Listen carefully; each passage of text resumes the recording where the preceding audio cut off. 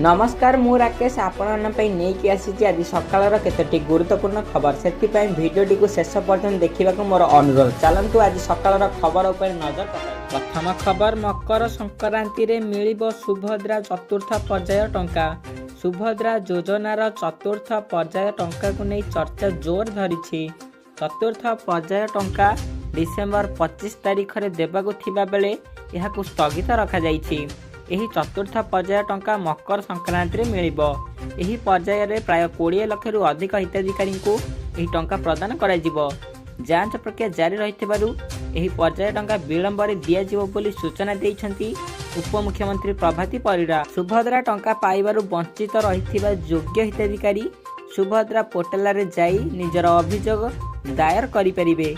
एहा व्यतीत एही योजना पई ब्लॉक रे तयारी होइतिबा कमिटी निकट रे मध्य आपण निजर अभियोग लिखिपारे। यापर आरआई माने गाँ को जाई तदारख करबा परे देइथिबा रिपोर्ट अनुसार चतुर्थ पर्याय रे एही हिताधिकारी माननकु शामिल करा जिवो बोली कहिसेंती उपमुख्यमंत्री प्रभाती परिड़ा। जांच प्रक्रिया शेष होबा पर्यंत चतुर्थ पर्याय टंका को स्थगित रखिबाकू निष्पत्ति निया जाइछि। समस्त जांच प्रक्रिया शेष होबा परे चतुर्थ पर्याय टंका पाइबे हिताधिकारी। मकर संक्रांति अवसर में महिला को खुशी करने चतुर्थ पर्याय टंका दिज्व। परवर्ती खबर, 3 दिन पर पुणी बढ़ शीत। 14 जाए 10 जिला को कुहड़ी येलो वार्निंग जारी करा जाइछि। शीतरे थरुची सारा ओडिशा। राज्य में शीत लहरी जारी रही। 10 डिग्री तले 10 सहर। प्रबल शीत सांग को घन कुहड़ी जनजीवन को अस्तव्यस्त करुछि। तेबे आज विभिन्न जिले में 2 ରୁ 4 डिग्री जाए बढ़ी पारे तापमात्रा, अर्थात शीत कमिबा संभावना। 3 दिन पर पुणी बढ़ शीत। सर्वनिम्न तापमात्रा रे पुणी 2 ରୁ 3 डिग्री ह्रास हेबा अनुमान करिछि आंचलिक पाणीपाग विज्ञान केन्द्र।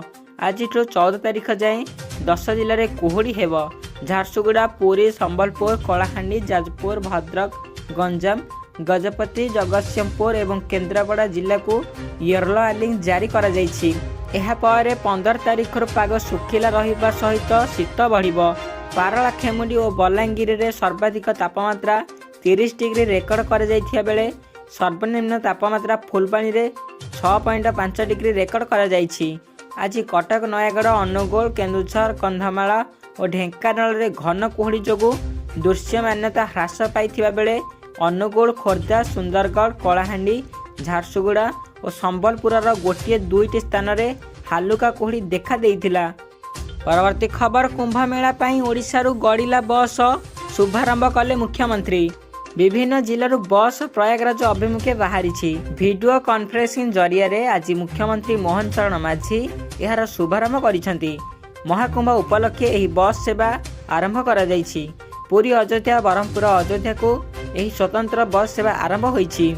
भुवनेश्वर और संबलपुर मध्य प्रयागराज को बस गड़ी। अयोध्या सह प्रयागराज को श्रद्धालु जीवार व्यवस्था करा जाइछि। यात्रींक पई समस्त प्रकार सुविधा जोगाई दिया जिवो बोली सरकार स्पष्ट करिसेंती। बस सेवा आज फेब्रुआरी 26 तारिख पर्यंत चलिबो। बस रे स्लीपर सीट रहिबा सांग को मोबाइल चार्जिंग रो सुविधा मध्य उपलब्ध रही। यह छड़ा बस रे सेफ्टी सिस्टम, पैनिक बटन एवं जीपीएस ट्रैकिंग रो व्यवस्था रही अछि। सेहीपरि ओएसआरटीसी पक्षरु बस सेवा मार्ग विवरणी मध्य दिया जाइछि। पुरी रु बस टी बाहरी भुवनेश्वर, बारिपदा, रांची, जामशेदपुर, औरंगाबाद, वाराणसी, प्रयागराज दे अयोध्या रे पहुंचीबो। संबलपुर रु बाहरिबाकू थिबा बस टी राउरकेला, रांची, औरंगाबाद, वाराणसी, प्रयागराज रो अयोध्या को जीवो। भवानीपाटणारू नुआपड़ा, बिलासपुर रोड दे अंबिकापुर, वाराणसी, प्रयागराज रु अयोध्या को बस जीवो।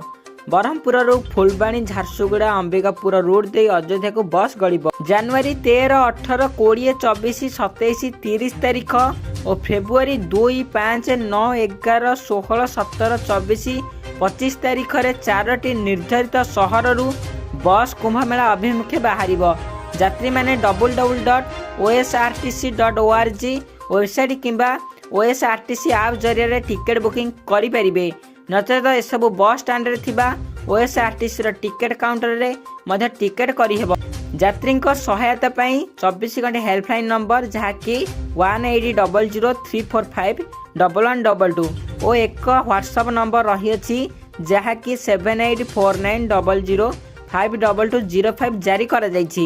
ମହିଳା ତୀର୍ଥଯାତ୍ରୀଙ୍କ ପାଇଁ ଟିକେଟ ଦର 50% କମ୍ ରହିବ ବୋଲି OSRTC ସୂଚାଇଛି। ପରବର୍ତ୍ତୀ ଖବର, ଆଜିଠାରୁ ଜନସାଧାରଣଙ୍କ ପାଇଁ ଖୋଲିବ ରାଜଭବନ ଉଦ୍ୟାନ। ଆଜିଠାରୁ 22 ତାରିଖ ପର୍ଯ୍ୟନ୍ତ ଜନସାଧାରଣଙ୍କ ପାଇଁ ଖୋଲିବ ରାଜଭବନ ଉଦ୍ୟାନ। ଏହି ଦିନମାନଙ୍କରେ ଯେକୌଣସି ବ୍ୟକ୍ତି ମାଗଣାରେ ରାଜଭବନ ଉଦ୍ୟାନ ପରିଦର୍ଶନ କରି ଏହାର ସୌନ୍ଦର୍ଯ୍ୟ ଉପଭୋଗ କରିପାରିବେ। ହେଲେ ଏଥିପାଇଁ ସେମାନଙ୍କୁ କେବଳ ଅନଲାଇନରେ ନିଜର ନିଃଶୁଳ୍କ ପଞ୍ଜୀକରଣ କରିବାକୁ ପଡ଼ିବ। ଲୋକମାନେ ଓଡ଼ିଶା ରାଜଭବନ ୱେବସାଇଟ୍, ଯାହାକି www.rajbhavanosodisha.gov.in କିମ୍ବା ଆପ୍ ମାଧ୍ୟମରେ ପଞ୍ଜୀକରଣ କରିପାରିବେ। ପଞ୍ଜୀକରଣ କରାଇଥିବା ସାଧାରଣ ଜନତା ଅପରାହ୍ନ 2ଟା30ରୁ ସନ୍ଧ୍ୟା 5ଟା ପର୍ଯ୍ୟନ୍ତ ରାଜଭବନ ଉଦ୍ୟାନ ପରିଦର୍ଶନ କରିପାରିବେ। ସେହିପରି ସ୍କୁଲ ଛାତ୍ରଛାତ୍ରୀମାନେ ସକାଳ 8ଟା30ରୁ 10ଟା ମଧ୍ୟରେ ସେମାନଙ୍କ ସ୍କୁଲ ଶିକ୍ଷକ କିମ୍ବା କର୍ମଚାରୀଙ୍କ ତତ୍ତ୍ୱାବଧାନରେ ସ୍କୁଲ ପୋଷାକ ଏବଂ ପରିଚୟ ପତ୍ର ସହିତ ପରିଦର୍ଶନ କରିପାରିବେ। ପରିଦର୍ଶନ କରିବା ସମୟରେ ସାଙ୍ଗରେ କ୍ୟାମେରା, ଖାଦ୍ୟପେୟ, ବନ୍ଧୁକ, ଅସ୍ତ୍ରଶସ୍ତ୍ର ଏବଂ ମଦ୍ୟପାନ ଯୁକ୍ତ ପାନୀୟ ସମେତ ଅନ୍ୟାନ୍ୟ ଆପତ୍ତିଜନକ ଜିନିଷ ନ ନେବାକୁ ପରିଦର୍ଶକମାନଙ୍କୁ ପରାମର୍ଶ ଦିଆଯାଇଛି। ପରବର୍ତ୍ତୀ ଖବର, କାଲିଫର୍ଣ୍ଣିଆରେ ଭୟଙ୍କର ବାପୁଛି ଜଙ୍ଗଲ ନିଆଁ। ମୃତ୍ୟୁ ସଂଖ୍ୟା 13କୁ ବୃଦ୍ଧି, ବାସଚ୍ୟୁତ ହେଲେଣି 2 ଲକ୍ଷ ଲୋକ। କାଲିଫର୍ଣ୍ଣିଆରେ ଅଗ୍ନି ବିପର୍ଯ୍ୟୟ ଭୟଙ୍କର ହେଉଛି। ଥମିବା ବଦଳରେ ନୂଆ ଅଞ୍ଚଳକୁ ଗ୍ରାସୁଛି ଜଙ୍ଗଲ ନିଆଁ। ବଢ଼ୁଛି ଲସ୍ ଏଞ୍ଜେଲସ୍ ପାଇଁ ଅଗ୍ନି ବିପତ୍ତି। ଜାନୁଆରୀ 7ରେ ଆରମ୍ଭ ହୋଇଥିଲା ଜଙ୍ଗଲ ନିଆଁ ଏବେ 36,000 ଏକର ଜଙ୍ଗଲକୁ ଜାଳି ପୋଡ଼ି ପାଉଁଶ କରିଦେଲାଣି। ଗୋଟିଏ ପରେ ଗୋଟିଏ ଜନବସତିକୁ ମଧ୍ୟ ନିଆଁ ବ୍ୟାପିବାରେ ଲାଗିଛି। 12,000ରୁ ଅଧିକ ଘର ଜଳିଗଲାଣି। ମୃତ୍ୟୁ ସଂଖ୍ୟା 13କୁ ବୃଦ୍ଧି ପାଇଛି। ବହୁ ବନ୍ୟଜନ୍ତୁ ଜଙ୍ଗଲ ନିଆଁରେ ଜଳିଗଲେଣି। ପ୍ରାୟ 2 ଲକ୍ଷ ଲୋକ ଘରଦ୍ୱାର ଛାଡ଼ି ପଳାଇଲେଣି। ଅନେକ ହଲିଉଡ୍ ତାରକା ଘର ଛାଡ଼ିଛନ୍ତି। କିଛି ସହର ସମ୍ପୂର୍ଣ୍ଣ ଜଳିଗଲାଣି। 12 ଲକ୍ଷ କୋଟିର ସମ୍ପତ୍ତି ପାଉଁଶ ହୋଇଗଲାଣି। ଜଙ୍ଗଲ ନିଆଁକୁ ଇନ୍ଧନ ଦେଉଛି ସାଉଥ୍ ଅନେୱିଡ୍। ଏହି ପବନ ନିଆଁକୁ ବ୍ୟାପିବାରେ ସହାୟତା କରୁଛି। ଦକ୍ଷିଣ ଲସ୍ ଏଞ୍ଜେଲସର ଶୁଷ୍କ ଅଞ୍ଚଳରୁ ଆସୁଥିବା ଏହି ପବନ ନିଆଁକୁ ଅଧିକ ଭୟଙ୍କର କରିଛି। ଏହି ଭୟଙ୍କର ଅଗ୍ନିକାଣ୍ଡ ହଲିଉଡ୍ ହିଲ୍ସରେ ପହଞ୍ଚିଥିବା ବେଳେ ଅନେକ ଆମେରିକୀୟ ଚଳଚ୍ଚିତ୍ର ବ୍ୟକ୍ତିତ୍ୱଙ୍କ ଘରେ ମଧ୍ୟ ନିଆଁ ଲାଗିଯାଇଛି। ସେପଟେ ନିଆଁ ଲିଭାଇବା ପାଇଁ ଚାଲିଥିବା ପ୍ରୟାସ ମଧ୍ୟରେ ପାଣି ଅଭାବ ଏକ ବଡ଼ ପ୍ରସଙ୍ଗ ପାଲଟିଛି। ଆକାଶ ମାର୍ଗରୁ ପାଣି ବର୍ଷା କରାଯାଉଛି। 30 ହେଲିକପ୍ଟର ଆକାଶରୁ ପାଣି ବୃଷ୍ଟି କରୁଛନ୍ତି। ନିଆଁକୁ ଆୟତ୍ତ କରିବା ସରକାରଙ୍କ ପାଇଁ ଚ୍ୟାଲେଞ୍ଜ ପାଲଟିଛି।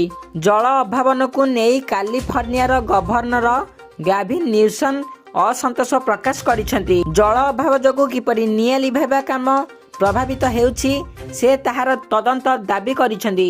ଅନ୍ୟପଟେ ଜଙ୍ଗଲ ନିଆଁ ପାଇଁ ପରିବେଶ ନୀତିକୁ ଦାୟୀ କରିଛନ୍ତି ଟ୍ରମ୍ପ। ପରବର୍ତ୍ତୀ ଖବର, ସାଧାରଣତନ୍ତ୍ର ଦିବସରେ ମୁଖ୍ୟ ଅତିଥି ଭାବେ ଯୋଗଦେବେ ଇଣ୍ଡୋନେସିଆ ରାଷ୍ଟ୍ରପତି। ସାଧାରଣତନ୍ତ୍ର ଦିବସ ସମାରୋହରେ ମୁଖ୍ୟ ଅତିଥି ଭାବେ ଯୋଗଦେବାକୁ ଇଣ୍ଡୋନେସିଆ ରାଷ୍ଟ୍ରପତି ପ୍ରବୋଓ ସୁବିଆଣ୍ଟୋଙ୍କୁ ଭାରତ ନିମନ୍ତ୍ରଣ କରିଛି। ଇଣ୍ଡୋନେସିଆ ରାଷ୍ଟ୍ରପତି ପ୍ରବୋଓ ସୁବିଆଣ୍ଟୋ ଦିଲ୍ଲୀ ଗସ୍ତ ପରେ ପାକିସ୍ତାନ ଗସ୍ତ ନ କରିବାକୁ ନିଷ୍ପତ୍ତି ନେଇଥିବା କୁହାଯାଉଛି। ସାଧାରଣତନ୍ତ୍ର ଦିବସରେ ଭାରତ ଗସ୍ତରେ ଆସୁଥିବା ପ୍ରଭୁଙ୍କ ପାକିସ୍ତାନ ଗସ୍ତ ସ୍ଥଗିତ ହୋଇପାରେ। ଚଳିତ ବର୍ଷ ସାଧାରଣତନ୍ତ୍ର ଦିବସ ପରେଡରେ ସୁବିଆଣ୍ଟୋ ସମ୍ମାନିତ ଅତିଥି ଭାବେ ଯୋଗ ଦେବେ। 1950 ପରଠାରୁ ଚତୁର୍ଥ ଥର ପାଇଁ ଇଣ୍ଡୋନେସିଆର ରାଷ୍ଟ୍ରପତି ଭାରତର ସାଧାରଣତନ୍ତ୍ର ଦିବସରେ ରାଜ୍ୟ ଅତିଥି ଭାବେ ଯୋଗ ଦେବେ। ଇଣ୍ଡୋନେସିଆ ସହ ଭାରତର ବହୁ ପୁରୁଣା ସାଂସ୍କୃତିକ ଓ ଐତିହାସିକ ସମ୍ପର୍କ ରହିଛି। ଭାରତ ଗସ୍ତ ପରେ ଇଣ୍ଡୋନେସିଆ ରାଷ୍ଟ୍ରପତି ମାଲେସିଆ ଗସ୍ତ କରିବେ।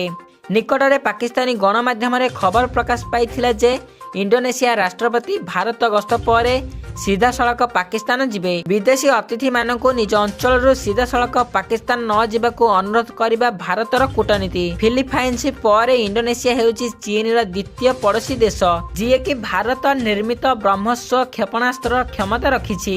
ଭାରତ ଓ ଇଣ୍ଡୋନେସିଆ ସରକାରଙ୍କ ମଧ୍ୟରେ ଦୀର୍ଘ ଦିନ ଧରି କଥାବାର୍ତ୍ତା ଚାଲିଥିବା ବେଳେ ଏବେ ଆଲୋଚନା ଅନ୍ୟ ସ୍ତରରେ ପହଞ୍ଚିଛି। ପ୍ରଥମେ ବ୍ରହ୍ମୋସର ଦାମକୁ ନେଇ ଚିନ୍ତିତ ଥିବା ଇଣ୍ଡୋନେସିଆ ସରକାରଙ୍କ ପ୍ରତିରକ୍ଷା ମନ୍ତ୍ରାଳୟ ଏନେଇ କିଛି କହିବାକୁ ରାଜି ହୋଇଛି।